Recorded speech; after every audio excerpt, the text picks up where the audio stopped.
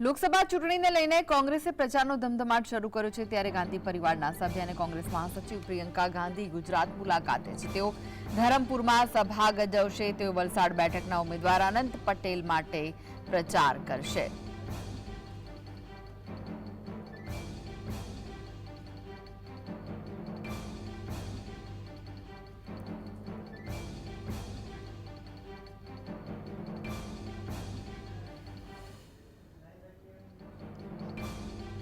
तो अनंत पटेल की टक्कर धवल पटेल सामे छे वलसाड में,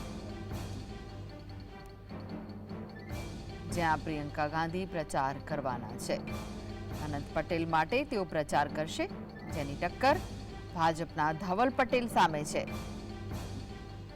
अनेक दिग्गज नेताओं गुजरात मुलाकाते छे त्यारे प्रियंका गांधी पण गुजरातमां सभाने संबोधित करवाना छे।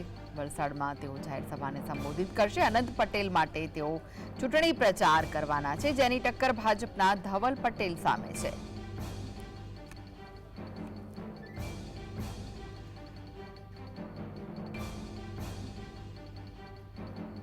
तो 7 મે गुजरातमां मतदान थवानुं छे। अनंत पटेल माटे प्रियंका गांधी गुजरात में प्रचार करवाना छे, सभा संबोधित करवाना छे त्यारे त्याना आप दृश्यो जोई रह्या छो। तैयारीओने आखरी ओप आपवामां आवी रह्यो छे। जीएसटी पर एक्सक्लूसिव दृश्यो ए सभाना, ज्यां प्रियंका गांधी उपस्थित रहीने सभाने संबोधित करशे। जनसभामां वलसाडना कोंग्रेसना उमेदवार अनंत पटेल उपस्थित रहेशे अने तेमनी माटे ज सभाने संबोधित करवाना छे। जीएसटी पर एक्सक्लूसिव दृश्यो आप जोई रह्या छो। तमाम तैयारीओने आखरी ओप आपवामां आव्यो छे।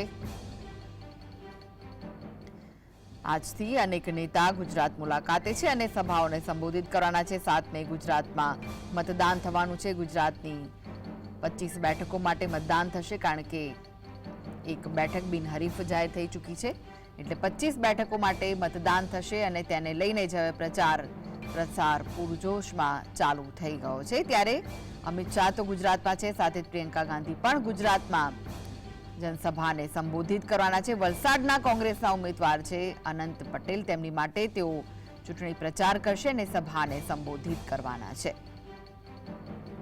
वलसाडना धरमपुरमां प्रियंका गांधी जनसभाने संबोधित करवाना छे, त्यारे तेने लईने तमाम तैयारीओ पूर्ण करी लेवामां आवी छे। जीएसटी पर एक्सक्लूसिव दृश्यो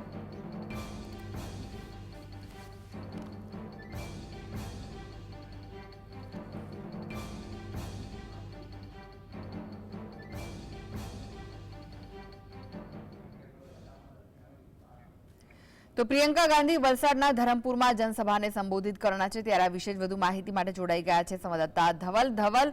પ્રિયંકા ગાંધી આવવાના છે, जनसभाने संबोधित करवाना છે, કેવી તૈયારીઓ જોવા મળી રહી છે?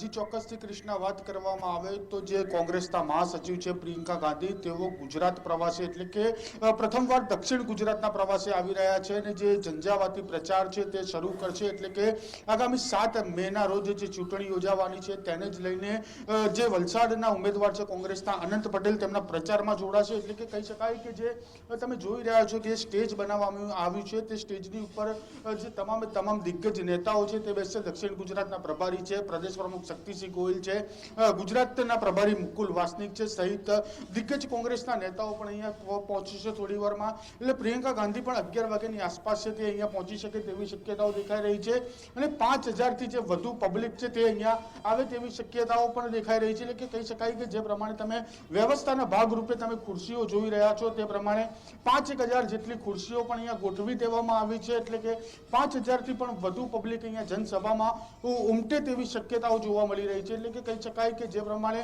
અત્યારે હાલમાં જે અનંત પટેલ જે તાપી પાર લિવંક યોજનાને લઈને જે પિક્ચરમાં આવ્યા હતા કોંગ્રેસના નેતા, તેમનો જે ઝંઝાવાતી પ્રચાર છે તેની અંદર અત્યારે હાલ પ્રિયંકા ગાંધી ગુજરાત આવશે અને દક્ષિણ ગુજરાતના પ્રવાસમાં જોડાશે। એટલે કહી શકાય કે આપણે સીધી જ વાત કરવાનો પ્રયત્ન કરીશું કે જે દક્ષિણ ગુજરાતના પ્રભારી છે ઉષા નાયડુજી, તેમની સાથે સીધી વાત કરીશું। ઉષાજી, आज प्रियंका जी गुजरात आ रहे हैं, वलसाड चुनाव के उम्मीदवार है, उनका प्रचार के लिए क्या कहेंगे आप?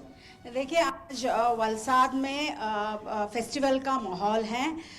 पूरे वलसाड से मेरे ख्याल से आज पूरा धर्मपुर में 1 लाख से ऊपर जनता आज पूरे धर्मपुर को भरने वाली हैं और ये उत्साह जो है ये अनंत पटेल के ऊपर जो भरोसा लोगों को है और जो कांग्रेस का जो 5 न्याय है, जिस तरह से भाजपा ने 400 पार कह के मतलब आज लोग समझ रहे हैं कि 400 पार का मतलब है कि संविधान को ख़त्म करना, आज 400 पार का मतलब है कि उनका आवाज़ को ख़त्म करना, 400 पार का मतलब है कि उनके अधिकार को छीनना। तो ये जो देश भर में जो आज माहौल बना है, हम बहुत कॉन्फिडेंट के साथ कह सकते हैं कि जैसे सभी लोग कहते हैं कि वलसाड बहुत ऐतिहासिक जगह है कांग्रेस के लिए। यहाँ पे इंदिरा जी भी हैं, आई हैं, सोनिया जी आई हैं। जब हम वलसाड जीते तब हमने देश में सरकार बनाई है और निश्चय है और तय है और इस बार हम वलसाड जीत रहे हैं और देश भी जीत रहे हैं।